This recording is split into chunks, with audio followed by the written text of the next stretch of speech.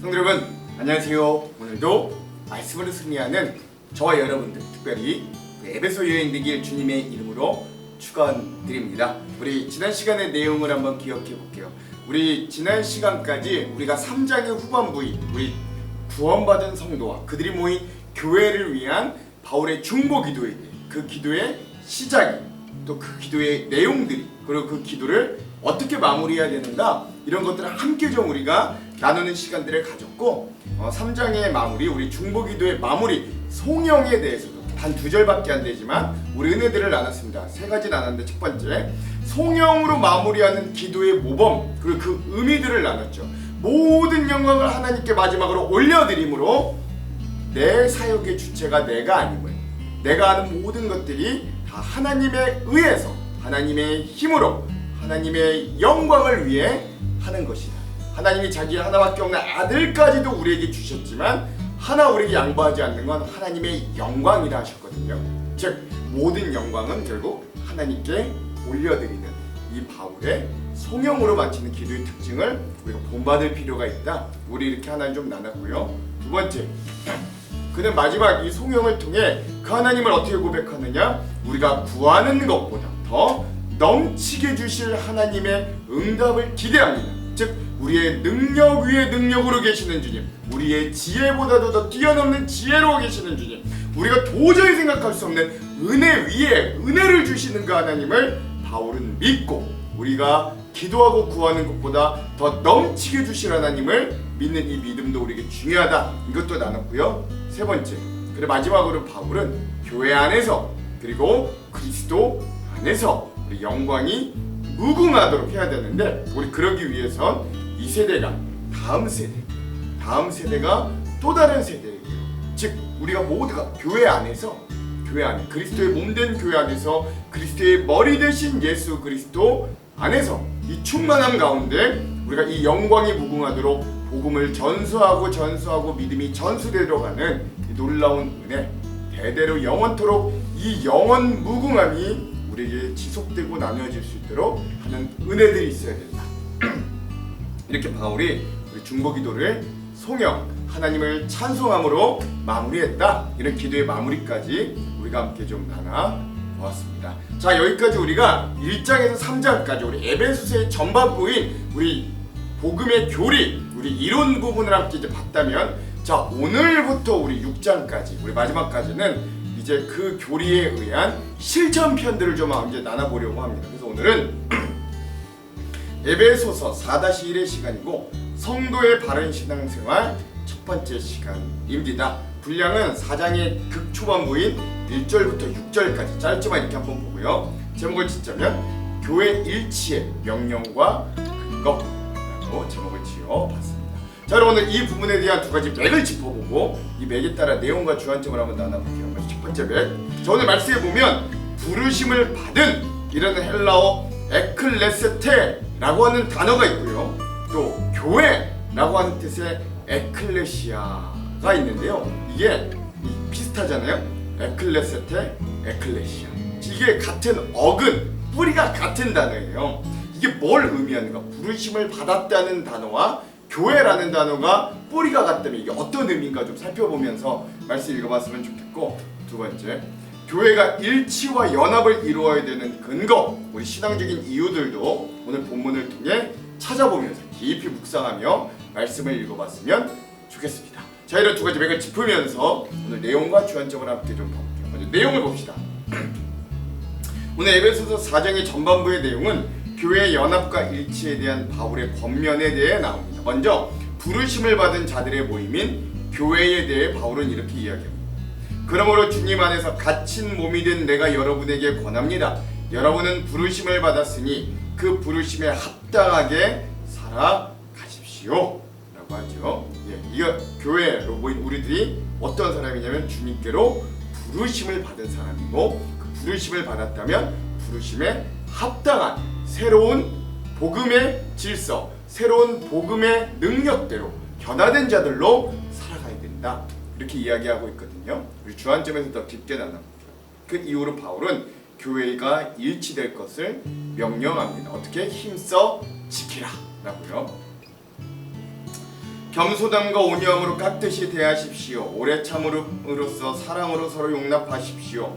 성령이 여러분을 평화의 띠로 묶어서 하나가 되게 해주신 것을 힘써 지키십시오 라고 하는 거예요. 교회를 일치시키되 뭘로 일치시키냐? 5가지가 나오는데 겸손함, 온유함, 오래 참음, 사랑, 서로 용납함, 이런 5가지 재료를 가지고 마지막 성령님이 우리를 하나로 묶어주시는 평안의 띠, 사랑의 띠라고도 하는데 평안의 띠를 묶어 성령님이 우리를 이미 하나 되게 하셨으니 우리가 하나 되게 만드는 게 아니라 이미 하나로 묶어주신 걸 힘써 지키는 것이 바로 교회 공동체, 교회 일치의 명령이다 라고 할 수 있는 거예요. 그럼 바울은 명령만 하느냐? 그렇지 않아요. 교회가 왜 일치돼야 되는가? 그것에 대한 근거도 말합니다. 그게 바로 한 소망이에요. 그리스도의 몸도 하나요 성령도 하나입니다. 이와 같이 여러분도 부르심을 받았을 때에 그 부르심의 목표인 소망도 하나였습니다. 주님도 한 분이시요 믿음도 하나요 세례도 하나요 하나님도 한 분이십니다. 하나님은 모든 것의 아버지시요 모든 것 위에 계시고 모든 것을 통하여 계시고 모든 것 안에 계시는 분이시지라 라고 하면서 이 교회가 하나 되어야 되는 이유가 있죠고요. 삼위일체 하나님이 먼저 한 분이시고 또 우리 그분들이 우리에게 주신 믿음도 하나요 세례도 하나요, 그렇죠? 그러니까 모든 것이 다 교회에는 근원이 하나이다. 그러므로 우리도 그 하나의 하나님을 품고 한 삼위일체 하나님 한 분을 품고 한 소망을 품고 우리가 교회 일치를 근거 삼아 만들어야 된다라고 이야기하는 이 바울의 모습들을 봤고요. 교회 일치의 명령, 교회 일치의 근거, 이 부분들도 있다가 우리 주안점에서 더 깊게 나눠보도록 하겠습니다. 자, 그럼 오늘 이 부분 우리 에베소서 4장 초반부 핵심 구절을 한번 나눠볼게요. 4절에서 6절. 몸이 하나요 성령도 한 분이시니 이와 같이 너희가 부르심의 한 소망 안에서 부르심을 받았느니라. 주도 한 분이시요 믿음도 하나요 세례도 하나요 하나님도 한 분이시니 만유의 아버지시라. 만유 위에 계시고 만유를 통일하시고 만유 가운데 계시다. 그렇죠? 그래서 오늘 이 교회가 왜 하나가 되어야 되는가? 삼위일체 하나님도 한 분이시고 믿음, 세례, 또 우리에게 주신 한 소망, 이런 것들을 통해 우리가 교회 일치의 근거가 된다 이야기하는 바울의 말씀을 오늘 부분의 핵심 구절로 삼아 보았습니다. 자, 그럼 오늘 이 부분에 대한 주안점 3가지를 함께 나누고 말씀을 읽어볼게요. 먼저 첫 번째, 자, 앞서 말씀드렸죠? 에베소서는 1절에서 2절에 여는 인사, 마지막 잠깐 6장 21절 24절에 맺는 인사, 마지막 인사를 제외하면 크게 두 부분으로 나뉘어질 수 있습니다. 전반부는 1장 3절에서부터 3장 마지막 절인 3장 21절까지는 하나님께서 죄와 허물로 죽었던 우리 인간을 어떻게 구원하셨는가 이론적으로, 교리적으로, 신학적인 진술들을 담고 있고요. 오늘부터 볼 4장 1절부터 6장 20절까지는 그 은혜로 구원받은 성도들이 어떻게 살아야 되는지를 실천적으로 교훈을 담고 있는 실전편이라고 할 수 있습니다. 그러니까 어제까지 봤던 우리 전반부는 삼위일체 하나님께서 하신 일들을 기록했기 때문에 직설법으로 표현하고 있는 반면에 이제부터 우리가 볼 후반부는 성도들이 복음의 뿌리를 내린 실천적인 삶을 살 수 있도록 권면하고 있기 때문에 대부분 다 명령형으로 표현한다는 걸 쉽게 발견할 수 있을 겁니다. 자, 여기서 바울이 설명하는 순서가 중요하죠. 하나님께서 우리를 위해 하신 일들을 제대로 알고 믿는 것이 제일 먼저이고 그 후에 우리가 거기에 따라 우리의 결단과 실천은 하나님께서 우리를 위해 하신 일들에 대한 응답으로 따라오는 거다라고 할 수 있어요. 즉 복음은 우리에게 값없이 주어졌고 우린 그 은혜를 힘입어 복음적으로 살아가게 되는 거죠. 근데 만약에 이 순서가 거꾸로 되면 겉으로는 같은 신앙생활하는 것 같지만 그 결과는 실로 엄청나게 달라지는 모습들을 많이 보게 될 겁니다. 결국 내 열심이 먼저예요. 내가 먼저 내 뜻과 내 생각대로 하나님에 대한 열심으로 나아가려고 해요. 그리고 결국 그 안에 있는 하나님의 뜻을 이후에 나아가요. 그러면 뒤죽박죽이 될 수밖에 없는 거죠. 물론 그렇게라도 하는 것도 나쁘지 않아요. 뭐 안 하는 것보다 낫지. 복음은 우리에게 값없이 주어졌고 우리는 그 은혜를 힘입어 복음적으로 살아갑니다. 이 순서가 거꾸로 되면 문제가 있는 거죠. 그럼에도 복음과 복음적 삶의 순서가 중요하지만 그러나 그 가치에 있어서는 또 동일하다. 복음을 아는 것과 복음대로 사는 것 또 순서가 좀 중요하지 사실 이거 두 개 다 모두 가치는 동일하다. 같다라고 할 수 있어요. 믿음과 신앙인의 행위가 서로 반비례하게 나타나는 것 같지만 사실 믿음과 행위는 동전의 양면과도 같이 서로 공존할 수밖에 없는 겁니다. 그렇죠? 예, 즉 순서가 중요하지 믿음과 행위는 서로 따로 떼어놓고 말할 수가 없는 거예요. 그러므로 삼위일체 하나님에 의해 어떤 구원을 얻었고 그 구원을 얻은 자들이 이룬 교회상을 이야기하는 바울은 예수 그리스도로 새 삶을 얻은 성도가 어떤 변화된 삶을 살아야 될 것인가를 이제부터 강조하는 것이죠. 그러므로 성도에게 복음적인 삶으로 나아가는 건 선택이 아니라 필수다라고 할 수 있습니다. 우리 종교개혁자 마틴 루터 목사님은요, 우리가 믿음만으로 구원받지만 우리가 단지 믿음만 남는 믿음으로 구원받는 건 아니다 라고 강조했어요. 그러니까 우리가 믿음으로 구원받는 건 맞지만 이게 나중에는 우리의 삶의 열매, 행위, 순종, 삶의 열매들이 분명히 있어야 된다는 거예요. 복음은 우리가 뿌리내린 토양을 완전히 변화시켜서 이전엔 기대할 수 없었던 삶의 열매를 맺게 하기 때문에 그런 거죠. 자, 그럼 오늘 1절 한번 봅시다. 그러므로 주 안에서 갇힌 내가 너희를 권하노니 너희가 부르심을 받은 일에 합당하게 행하여. 아멘. 이제는 합당하게 행하라 라고 이제 이야기하기 시작하잖아요. 바울은 먼저 우리 성도들을 부르신 하나님의 그 부르심과 그 목적에 합당한 삶을 살아라 라고 이야기합니다. 이미 우리가 앞서 2장에서 함께 본 것 같이 하나님은 둘로 나뉘어졌던 걸 하나로 만드셨어요. 특별히 하나님의 선민인 이스라엘 백성들과 예전엔 구원의 자리에서 배제된 멀었던 자들로 여겨졌던 이방인들을 교회 안에서 하나로 부르셨어요. 그리고 그렇게 교회 안으로 부르심을 받았다면 믿음을 은혜로 선물 받은 성도라면 이제 우리는 그 부름을 받은 대로 합당하게 행할 수 있어요. 특별히 1절을 시작하는 말로 그러므로 라고 하는 접속사가 있는데 이는 1장부터 3장까지 앞에서 이어진 실천적인 그리스도인의 삶의 모습이 에베소서 이 전반부 1장부터 3장까지 담겨있는 이 복음에 근거하고 있다. 그러므로 이 복음들을 내가 너희들에게 알려줬으니 그러므로 라고 한다. 바울이 에베소 지역에 보내는 편지를 통해 에베소 교회와 소통할 수밖에 없었던 이유는 그가 현재 지금 가택연금, 쉬운 말로 감옥 상태에 있었기 때문이에요. 그러나 바울은 가택연금 상태에 있었으면서도 내가 그냥 갇힌 게 아니라 주 안에서 갇힌이라는 표현을 통해 현재의 고난과 어려움이 내가 고난과 어려움 당하고 있다고 하나님 손에서 벗어난 상태가 아니라 여전히 하나님 섭리 안에 내가 있다라고 담대히 증언하는 거예요. 비록 몸은 가택연금, 즉 감옥 상태이지. 비록 가택연금 중에 있었지만 바울은 하나님의 부르심에 합당하게 살다가 당하는 고난을 부끄러워하지 않았기 때문에 에베소 교회, 그 지역 교회들에게, 성도들에게 부르심을 받은 일에 합당하게 행할 것을 힘주어 권면할 수 있는 거예요. 여기서 부르심을 받은 이라고 하는 헬라어 단어가 에클레세테라고 되어 있는데요. 이 단어가 교회라고 하는 에클레시아와 같은 어근, 뿌리가 같다고 합니다. 즉 교회는 하나님의 부르심을 받은 공동체다라고 할 수 있는 거예요. 하나님께서 허물과 죄로 죽었던 우리를 사망에서 생명으로 불러주셨습니다. 주님께서 죽은 나사로에게 야 나사로야 나오너라 하셨을 때 나사로가 다시 생명을 얻게 되고 주님께로 나온 것처럼 주님은 우리를 사망의 자리에서 생명의 자리로 다시 불러주셨어요.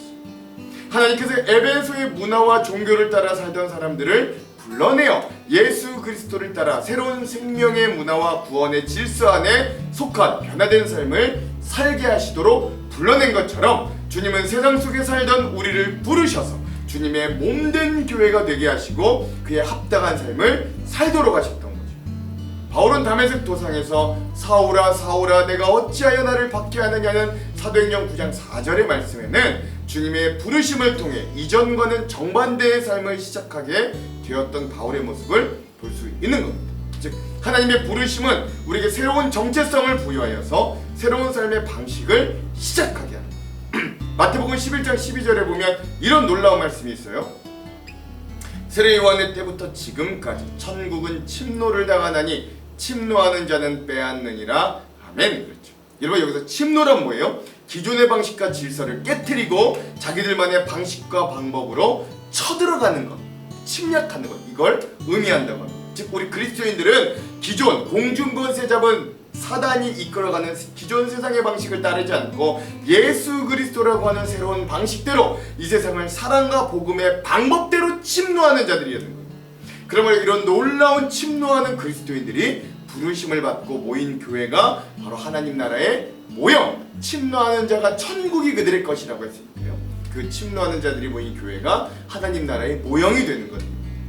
그러므로 오늘 우리도 여전히 이 땅을 밟고 살아가지만 마음과 시각은 저 하늘에 두고 이 땅의 방식이 아니라 그리스도 예수를 만난 새로운 방식과 복음대로 살아갈 수 있는 새로운 방식으로 부름받은 자들로 사시기를 어제 간절히 소망합니다. 두 번째, 이어 바울은 교회 일치의 근거와 명령에 대해 이제 다시 한번 강조하는데요. 바울은 먼저 교회가 일치하도록 명령을 전합니다. 성도 혹은 교회가 하나님의 부르심에 합당하게 행하는 건 이 다양한 사람들의 연합, 그러나 그 안에 믿음의 순결성을 지키고 그 한 믿음을 실행하는 것이 교회의 진짜 본 모습이다 라고 하겠죠. 그 행할 일들이 이제 구체적으로 등장합니다. 2절, 모든 겸손과 온유로 하고 오래 참음으로 사랑 가운데서 서로 용납하고. 그렇죠. 그러므로 오늘 우리 성도들에게 요구되는 교회 일치를 위한 덕목은 2절에 보니까 다음과 같아요. 2절에 보니까 모든 겸손, 온유, 오래 참음, 사랑, 용납, 이 5가지가 그런 재료가 됩니다. 우리가 가장 잘 아는 것 같으면서도 가장 지키기 어려운 게 이 5가지죠. 여기 2절에 등장하는 겸손, 온유, 오래 참음, 사랑, 용납, 이 5가지의 본질적인 공통점을 찾으려면 그 안에는 반드시 자기 죽음 또는 자기 내려놓음이 있다고 하겠습니다. 나를 세우면서 겸손할 수 없죠. 다른 이들과 부딪히면서 온유할 수 없습니다. 내 것을 주장하면서 오래 참을 수 없고 내가 죽지 않고 용납이나 양보할 수 없습니다. 진정한 사랑이야 말할 것도 없이 사랑의 가장 큰 증거는 나를 포기하면서까지 그 사랑을 지킬 수 있는가 없는가의 그 기준이 달려 있잖아요. 그러므로 교회는 자기 내려움의 대표적인 공동체이고 자기 포기의 공동체입니다. 그래서 그 자기 포기를 기초로 하여 좀 그게 어렵지만 우리가 하나와 일치를 이뤄낼 수 있는, 근데 중요한 사실은 우리가 서로 갈라진 교회를 하나로 이룩하라는 명령이 처음부터 아니었다는 거예요. 바울의 말씀을 자세히 읽어보면 이미 성령께서 이룩해 놓으신 이 하나된 것을 잘 지키라는 게 오늘 교회의 사명임을 또한 알 수 있는 겁니다. 3절의 말씀, 평안에 매는 줄로 성령이 하나 되게 하신 것을 힘써 지키라. 아멘.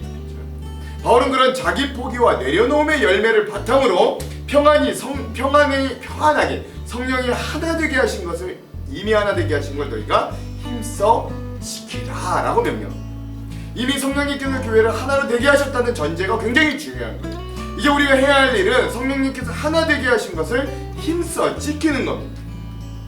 즉 교회의 탄생과 시작은 사람의 힘이 아니었고 성령의 충만과 임재하심으로 시작되었습니다. 그리고 그런 성령님의 은총 가운데 우리 교회가 하나가 되었습니다.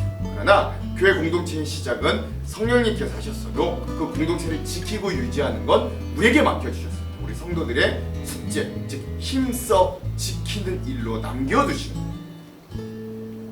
그렇게 사도 바울이 이야기하는 거죠. 근데 여기서 힘써 지키다 라고 하는 헬라어 스푸다존 테스는 노력하다보다도 훨씬 더 강한 표현으로 어떤 목적을 향한 진지하고 열심 있는 태도를 가리킨다고 합니다. 즉 교회가 일치를 이루어야 되는 건 우리가 그냥 노력해야 되는 정도가 아니라 그 공동체의 존폐가 달릴 만큼 아주 중요한 문제라는 겁니다. 그러므로 교회에게 주어진 임무는 성령이 우리에게 주신 평안을 통해 하나를 이루는 게 우선적으로 이루어야 될 임무고 단호한 결심이 뒤따라야 되는 어려운 일임을 또한 우리에게 알려주는 대목이다 라고 할 수 있죠. 교회는 성령님께서 하나 되게 하신 것을 힘써 지키기 위해 서로 겸손할 수 있어요. 오늘 이걸 우리가 교회의 일치를 위한 바울의 엄중한 명령이라고 진짜 진심으로 믿고 여긴다면 우리는 자기 포기, 즉 진정한 겸손의 신앙생활이 결코 우리의 선택이 될 수 없고 이건 우리가 의무적으로라도 행해야 되는 신앙생활의 필수 덕목임을 알 수 있는 거예요. 그럴 때 비로소 우리는 자기 포기와 희생의 대가로 평안의 띠로 매인 공동체를 우리가 만날 수 있는 겁니다. 특별히 이 3절에 등장하는 이 평안으로 매는 줄이라는 표현은 평화를 이룩하는 줄이라고 의역이 되고, 사실 평안으로 매는 줄은 길게 표현되어 있어도 사실 그게 사랑이라는 한 단어로 다시 축약될 수 있다는데 모두가 반론을 제기할 순 없을 거예요. 그래서 우리는 사랑의 띠로 하나가 되었습니다라고 찬양하는 거죠. 예수님께서 자기 희생하는 사랑으로 하나님과 사람 사이에 원수되었던 관계를 회복시켜 화목하게 하셨고, 이방인과 유대인 사이의 장벽을 제거하시고 하나 되게 하셨던 것 같이, 오늘 우리도 그런 사랑을 통해 그 자기 자랑의 벽을 무너뜨려 하나 되라 라고 명령하시는 거예요.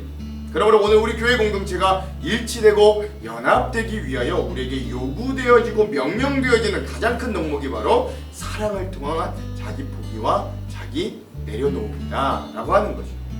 잘 아시다시피 그리스도인들이 화낼 줄 몰라서 화를 표출하지 말라는 게 아닙니다. 또한 우리 그리스도인들이 말을 잘 못해서 말을 안 하는 것이 아니죠. 때론 마음에 들지 않고 때론 막 이것저것 따지고 이야기하고 싶어도 사랑을 통해 자기 죽음과 그 자기 포기를 통해 교회가 하나 되기 위해 애써 귀한 인내를 사용하고 있는 것 뿐입니다. 왜냐하면 그것이 바로 교회를 평안의 띠로 메고 하나로 연합하게 하는데 도움이 된다는 걸 우리가 너무나도 잘 알기 때문입니다. 그래서 그렇게 자기를 참고 인내하고 드러내지 않는 수많은 성도들의 귀한 모습들을 저는 많이 봐왔어요. 그러므로 오늘 바울도 그런 공동체로서의 교회를 지키는데 힘을 다하라 라고 이야기합니다. 오늘 우리가 이런 자기 포기와 내려놓음의 성도들이 되기를 소망합니다. 이것이 교회를 일치하게 만들고 이것이 교회를 교회답게 만듭니다.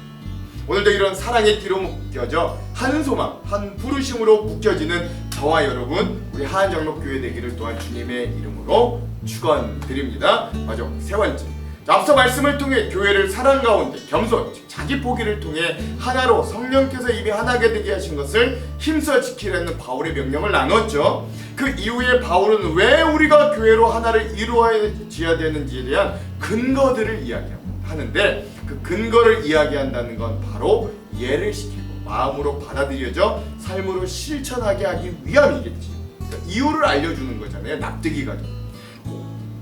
그러므로 오늘 우리도 이 말씀을 읽으면서 왜 우리가 그리고 교회가 하나가 되어야 되는지를 함께 좀 받아들이는 시간이 되기도 간절히 소망합니다. 그 이유가 4절에서 6절에 나와요.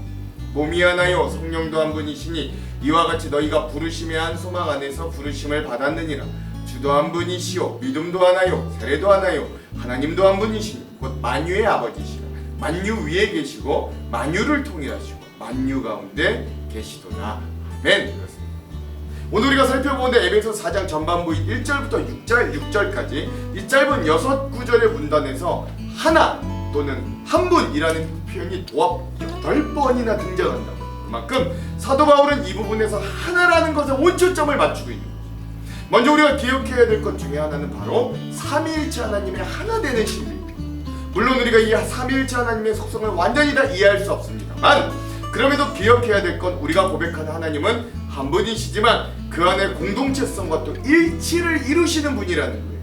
성부 하나님, 성자 예수님, 성령 하나님께서 서로 연합하고 서로 공유하고 서로 보완하심으로 한 분 하나님은 자신의 구원의 역사를 이 땅 가운데 이루어 가십니다. 우리가 우리의 형상대로 사람을 지으자 하셨고 어느 순간에는 삼위 하나님의 한 몸으로 그 모든 사역에 함께 하셨습니다. 피조물 된 우리가 믿고 섬기는 하나님께서 이 삼위일체 하나님도 이렇게 공동체성과 일치됨을 가지고 역사하시는데, 피조물된 우리가 무엇이 잘났다고 뭐가 그렇게 특출나다고 타인도 없이 혼자 그 일을 감당하거나 합력하여 하나의 선을 이루는 것에 거부하고 반기를 들 수 있겠습니다. 그러므로 4절에서 6절에 계속하여 바울이 주장하는 건 하나님도 한 분이시라는 거예요. 4절에 성령 하나님도 한 분이심을 통해 바울은 삼위가 일체를 이루는 하나님의 신비로운 역사를 빗대어 오늘 우리도 그런 하나님을 섬기는 교회로서 일치를 이루어야 함을 강조하고, 특별히 5절에 보시면 우리가 믿는 주 예수 그리스도도 한 분이신데 믿음과 세례도 하나라고 했습니다. 여기서 말하는 믿음과 세례는 십자가에 달린 예수님을 믿는 믿음과 또 부활하신 그리스도의 그 부활에 교회 공동체가 한 마음으로 함께 같은 신앙을 고백하며 같은 의례에 참여했음을 나타내는 표현입니다. 그러므로 오늘 교회의 한 믿음의 중심은 그리스도의 십자가 은혜와 부활의 영생을 함께 공유하고 그 안에 은혜를 나누는 거다라고 하겠습니다. 오늘 그 은혜가 교회를 하나 되게 할 줄로 우리는 좀 소망해야 돼요. 그리고 저는 우리 하안장로교회가 그런 믿음으로 하나 되는 공동체가 분명 우리 교회가 될 줄로 믿어 의심치 않습니다. 뭐 거꾸로 보긴 합니다만, 그래서 4절에 시작하는 몸이 하나다라고 하였는데, 원래 하나를 표현할 때 고대부터 한 몸을 이룬다는 표현은 절대적인 표현이었죠. 지금도 뭐 우리가 뭐 한 몸처럼 움직여야 된다, 하나를 이룰 때 혼연일치가 돼야 된다, 뭐 이렇죠. 삼위일체 할 때도 일체이고 부부는 일심동체라고 이야기할 때도 그 몸이 같다는 표현과 같습니다. 근데 여기서 말하는 일체를 이룰 이 몸은 그리스도의 몸된 교회를 가리키는 거예요. 이 그리스도의 몸된 교회가 하나됨은 무엇으로 증명할 수 있어요? 하면 바로 그들에게 조명하여 주셔서 믿음을 가지게 하신 성령님의 역사하심과 임재하심에 따라 그 몸된 교회가 시작되었다 라고 할 수 있습니다. 그러므로 우리는 한 소망, 즉 그 성령님을 통해 다시 오실 예수 그리스도의 재림과 저 천국을 함께 바라보는 공동체가 한 소망으로 서게 되는 것입니다. 그래서 우리의 소망이 하나의 소망으로 통일되는 거죠. 이 소망은 참으로 중요한 의미를 가지는 게 힘겹고 어려운 신앙생활에 다시금 우리에게 일어날 힘을 주기 때문에 그렇습니다. 우리의 시선이 이 땅에만 박혀있지 않게 하지 않고 저 하늘과 천성을 바라보게 함으로 인해 용기를 주는 거예요. 그리고 다시금 감사와 기쁨으로 주님이 허락하신 이 좁고 협착한 길을 걸어가도록 한 소망, 성령은 지혜와 용기와 동기도 허락해 주십니다. 그러므로 이 소망이 실제로 얼마나 놀라운 소망입니까? 오늘 우리 공동체가 이런 그리스도의 십자가 사랑, 부활에 참여하는 믿음, 이 세상을 이기는 한 소망을 가진 공동체가 되길 주님의 이름으로 간절히 소망합니다. 사랑하는 성도 여러분, 오늘 우리가 이런 공동체를 꿈꾸기를 소망합니다. 우리의 믿음이 저 십자가를 향해 있고 우리의 소망이 저 천국을 함께 바라보므로 우리의 발걸음이 같은 곳을 향해 함께 방향 지어진 사람들이 되기를 소망합니다. 아무쪼록 오늘 하루를 살아가실 때 이런 한 믿음, 한 소망을 품고 승리하는 저와 여러분, 우리 하안장로교회 교회 일치를 이루는 우리 교회 되기를 주님의 이름으로 축원합니다. 기도합니다.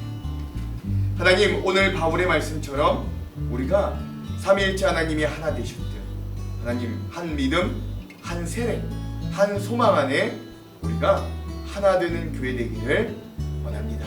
우리를 주님의 새 이름으로 불러주셨고 그 부르심을 받았으니 우리가 그리스도로, 복음으로 새로운 법칙과 새로운 질서에 맞는 삶을 살게 하여 주시고, 바른 이 땅을 밟고 있어도 우리의 시선과 머리는 하나님을 향해 예수 그리스도의 십자가를 향해 하나 되어 살아갈 수 있도록 은혜를 베풀어 주시옵소서. 예수님 이름으로 기도합니다.